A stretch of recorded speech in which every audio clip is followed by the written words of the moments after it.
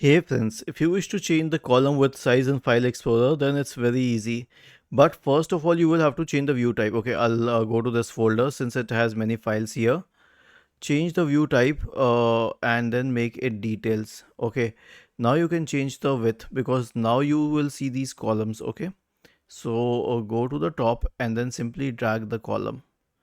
Go to the top and simply drag the column.